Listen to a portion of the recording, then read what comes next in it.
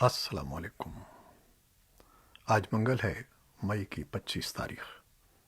پاکستان میں شام کے 7، بھارت میں 7:30، اور یہاں ہمارے اسٹوڈیوز کی گھڑیوں میں صبح کے 10 بج رہے ہیں۔ وائس آف امریکہ واشنگٹن کی اردو سروس سے میں ہوں خالد حمید، خبروں کے ایک بلیٹن کے ساتھ۔ پاکستان اور امریکہ کے درمیان اعلیٰ سطح پر رابطے ہوئے ہیں، جن میں دونوں ممالک نے باہمی تعلقات کی بہتری کے لیے معاشی تعاون اور بہتر روابط پر آمادگی ظاہر کی ہے۔ ان ملاقاتوں کے ساتھ ہی پاکستان میں سول اور فوجی قیادت کا اہم اجلاس ISI ہیڈ کوارٹر میں ہوا، جس میں وزیر اعظم عمران خان کی قیادت میں تینوں سروسز چیفز اور کابینہ کے اہم ارکان بھی شریک تھے۔ اس سے قبل امریکی وزیر دفاع لائیڈ آسٹن کا آرمی چیف جنرل باجوہ اور امریکی وزیر خارجہ اینٹنی بلنکن کا شاہ محمود قریشی اور آرمی چیف سے رابطہ ہوا ہے۔ تجزیہ کاروں کا کہنا ہے کہ امریکہ کے افغانستان سے نکلنے کے تناظر میں پاکستان سے یہ ملاقاتیں بہت اہم ہیں۔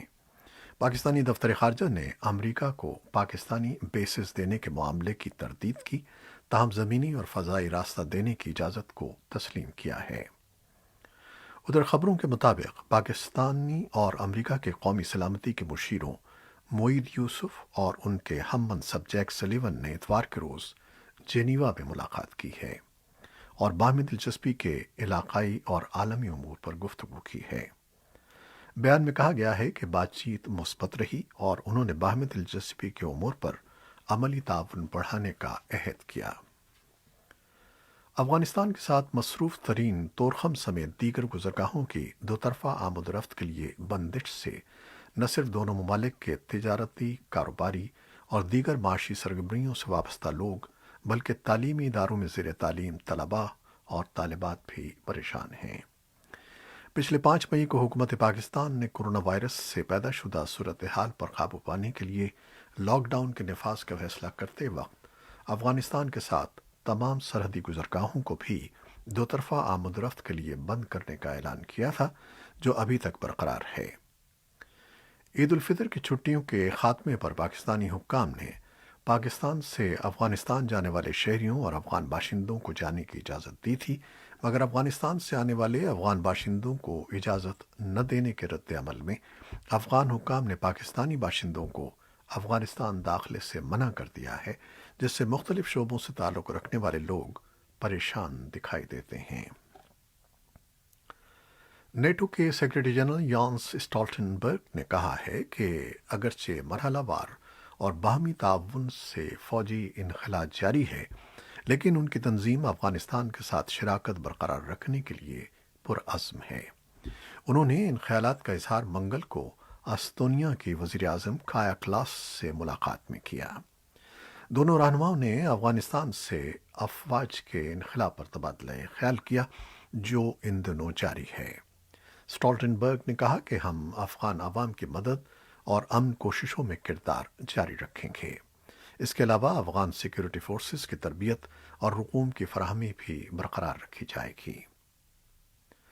امریکی سینٹرل کمانڈ کے سابق چیف جنرل جوزف واٹل نے کہا ہے کہ ان کے خیال میں امریکہ اور بین الاقوامی برادری کے بے انتہا دباؤ کے باوجود طالبان کسی سیاسی مصالحت میں دلچسپی نہیں رکھتے۔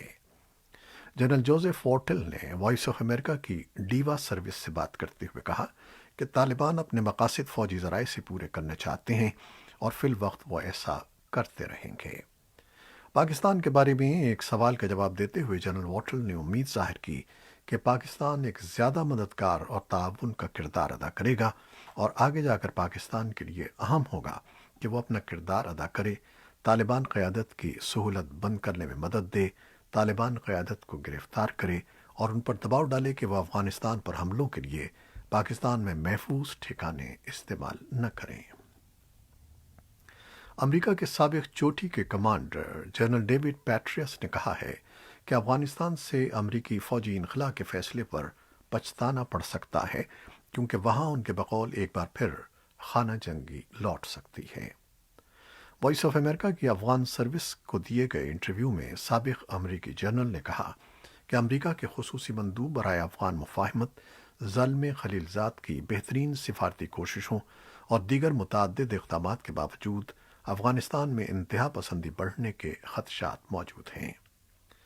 جنرل ڈیوڈ ایچ پیٹریاس ماضی میں افغانستان میں امریکی اور اتحادی افواج کی کمان سنبھال چکے ہیں اور امریکہ کی سینٹرل انٹیلیجنس ایجنسی کے ڈائریکٹر بھی رہ چکے ہیں۔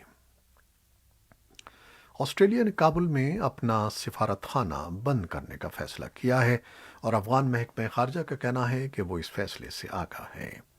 محکمہ خارجہ نے ایک بیان میں کہا کہ افغان حکومت آسٹریلوی حکومت کے فیصلے سے باخبر ہے اور اس کا احترام کرتی ہے۔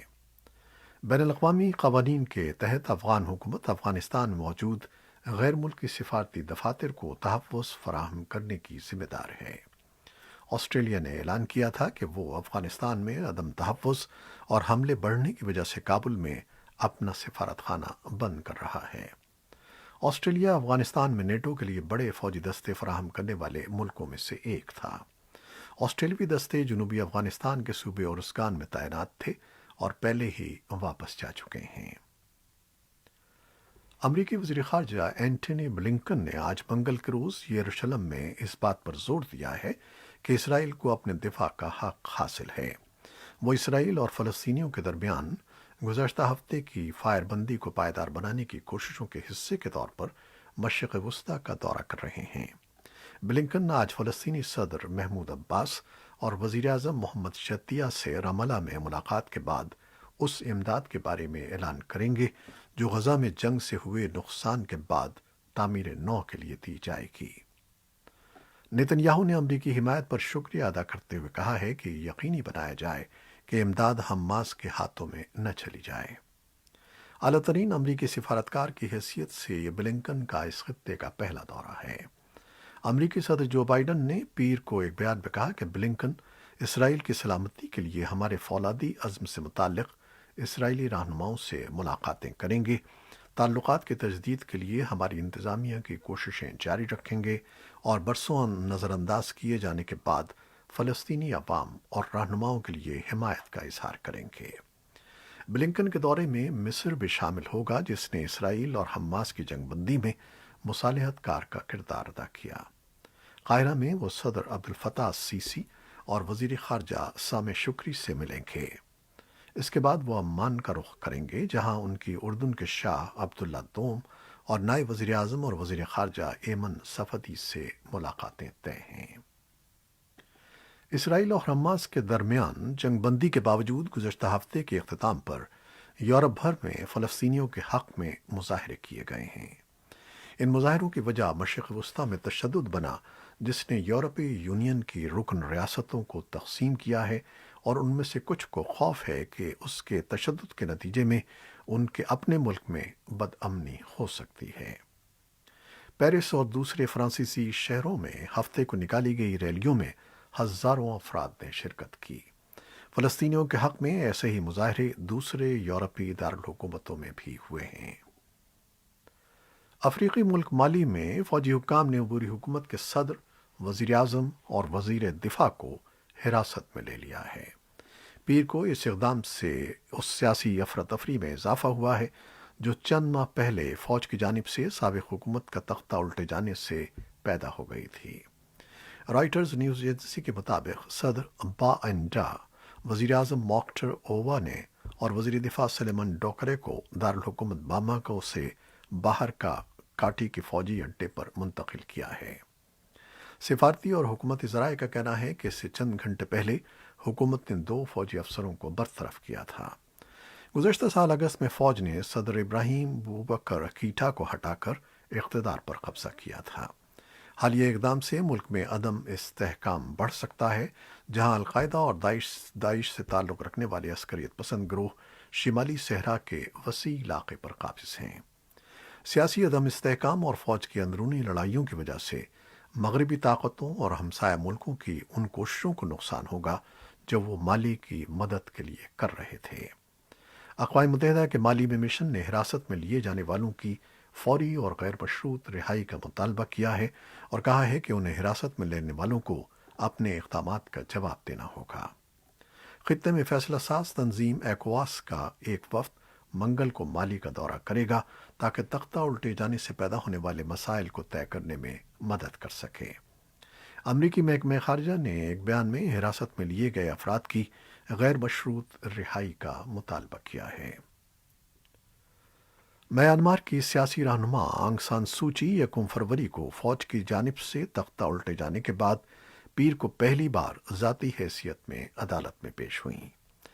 دارالحکومت نیپی تھا میں ان کے وکلاء نے صحافیوں کو بتایا کہ سماعت سے پہلے انہیں مقدمے پر تبادلہ خیال کے لیے سوچی سے آدھے گھنٹہ ملاقات کی اجازت دی گئی۔ انہوں نے کہا کہ 75 سالہ سوچی صحت مند نظر آ رہی تھیں اور انہوں نے میانمار کے عوام کے لیے نیک خواہشات کا اظہار کیا۔ وکلاء نے معزول صدر ون میٹ سے بھی مختصر ملاقات کی۔ فوج کے اقتدار پر قبضہ کرنے کے بعد ملک بحران کا شکار ہوا اور متعدد شہروں میں احتجاجی مظاہرے پھوٹ پڑے۔ بعض مقامات پر مسلح نسلی گروہوں اور فوج میں جھڑپیں بھی ہوئیں۔ میانمار میں ہلاکتوں اور گرفتاریوں کا حساب رکھنے والی تنظیم اسسٹنس ایسوسی ایشن آف پولیٹیکل پرزنرز کے مطابق احتجاج کو کچلنے کے لیے حکومت نے 800 سے زیادہ مظاہرین اور راہگیروں کو ہلاک کیا ہے۔ میانمار میں انسانی بحران بھی پیدا ہو رہا ہے۔ میانمار کے لیے اقوام متحدہ کی خصوصی ایلچی کرسٹن برجیس نے پیر کو صحافیوں کو بتایا کہ ملک میں خوراک کا مسئلہ بڑھتا جا رہا ہے کیونکہ پیسے کا حصول مشکل ہوتا جا رہا ہے۔ امریکی فوج کے ریزرو اہلکار نیشنل گارڈز نے دارالحکومت واشنگٹن ڈی سی سے واپسی کا عمل شروع کر دیا ہے۔ نیشنل گارڈز تقریباً 5 ماہ سے کیپٹل ہل کی سیکیورٹی پر مامور تھے۔ امریکہ میں جمہوریت کی علامت سمجھی جانے والی کانگریس کی عمارت کیپٹل ہل پر رواں برس 6 جنوری کو سابق صدر ڈونلڈ ٹرمپ کے حامیوں کے حملے کے بعد واشنگٹن ڈی سی میں نیشنل گارڈز کو تعینات کیا گیا تھا۔ امریکی وزیر دفاع لائیڈ آسٹن نے سیکیورٹی کے سلسلے میں کیپٹل پولیس اور مقامی انتظامیہ کے ساتھ تعاون کرنے پر فوج اور فضائیہ کے ریزرو اہلکاروں کا شکریہ ادا کیا۔ انہوں نے پیر کو اپنے ایک بیان میں کہا کہ نیشنل گارڈز نے نہ صرف کیپٹل ہل کی حفاظت کی ہے بلکہ انہوں نے قانون سازوں کو کام جاری رکھنے اور لوگوں کو بلا تعطل کاروباری سرگرمیاں جاری رکھنے کے تحفظ کا احساس دلایا۔ لائیڈ آسٹن نے کہا کہ نیشنل گارڈز نے جس انداز میں واشنگٹن ڈی سی میں وقت گزارا، ان کے بقول انہوں نے اپنے حلف کے مطابق آئین کی حمایت اور دفاع کا حق ادا کیا۔ پینٹاگون کے پریس سیکریٹری جان کربی نے صحافیوں سے بات کرتے ہوئے کہا کہ لگ بھگ 1000 اہلکار آئندہ چند روز کے دوران دارالحکومت سے واپس روانہ ہو جائیں گے۔ اور اب کورونا وائرس سے متعلق خبریں۔ پاکستان نے مقامی طور پر کورونا سے بچاؤ کی ویکسین کینسائنو کی تیاری، فارمولیشن اور پیکنگ شروع کر دی ہے۔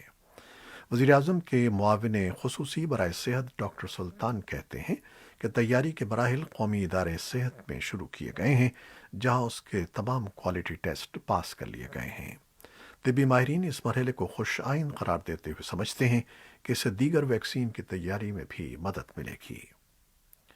پاکستان میں کورونا وائرس کے مثبت کیسز کی شرح میں کچھ حد تک کمی آ رہی ہے اور ملک میں گزشتہ 24 گھنٹوں میں 2253 نئے مریض سامنے آئے ہیں۔ ملک میں 21 مئی سے کورونا کیسز میں بدستور کمی واقع ہو رہی ہے۔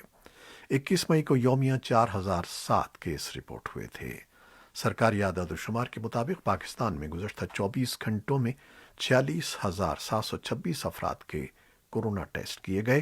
ان ٹیسٹ میں سے 4.82% کے نتائج مثبت آئے، جبکہ منگل کو رپورٹ ہونے والی اموات کی تعداد 92 رہی۔ بھارت میں تقریباً 41 روز کے بعد کورونا کے یومیہ کیسز کی کم ترین تعداد۔ بھارت میں کورونا کے وائرس کے کیسز میں کمی آ رہی ہے اور ملک میں گزشتہ 24 گھنٹوں میں 1,96,427 نئے کیسز کی تصدیق ہوئی ہے۔ بھارتی ذرائع ابلاغ کے مطابق منگل کو رپورٹ ہونے والے کیسز لگ بھگ 41 روز بعد کم ترین یومیہ کیسز ہیں۔ جاپان میں ٹوکیو اولمپکس کے آغاز سے قبل ویکسینیشن کے عمل میں تیزی کے لیے ملک کے پہلے میس ویکسینیشن سینٹرز کھول دیے گئے ہیں۔ بڑے پیمانے پر ویکسین مراکز کا آغاز ٹوکیو اولمپکس کے منعقد ہونے سے 2 ماہ قبل کیا گیا ہے۔ اولمپکس کے یہ مقابلے گزشتہ برس کورونا وائرس کی وجہ سے ملتوی کر دیے گئے تھے۔ ٹوکیو اور اوساکا میں فوج کی جانب سے چلائے جانے والے مراکز میں روزانہ ہزاروں افراد کو ویکسین لگائی جائے گی۔ جاپان کا دوسرا سب سے بڑا شہر اوساکا ان دنوں کووڈ 19 کی ایک نئی اور بڑی لہر کی لپیٹ میں ہے، جس سے ہسپتالوں میں دستیاب بستر اور وینٹیلیٹرز کم پڑتے جا رہے ہیں۔ ڈاکٹروں کا کہنا ہے کہ اگر یہ صورتحال برقرار رہی تو صحت کا نظام اس بوجھ کو مزید نہیں سہار سکے گا۔ جاپان میں طبی ماہرین نے انتباہ کیا ہے کہ اگر ٹوکیو میں اولمپکس کرائے گئے تو کورونا وائرس کے پھیلاؤ میں مزید اضافہ ہو سکتا ہے۔ یہ تھیں وہ خبریں جو فیس بک لائیو پر ہم نے آپ کے لیے پیش کی۔ ہماری ویب سائٹ اور یوٹیوب پر یہ بلیٹن پوسٹ کر دیا جاتا ہے، جسے آپ بعد میں بھی دیکھ سکتے ہیں۔ ہمارے اس بلیٹن کو شیئر کرنا نہ بھولیے گا۔ خالد حمید اجازت چاہتا ہے۔ اللہ حافظ۔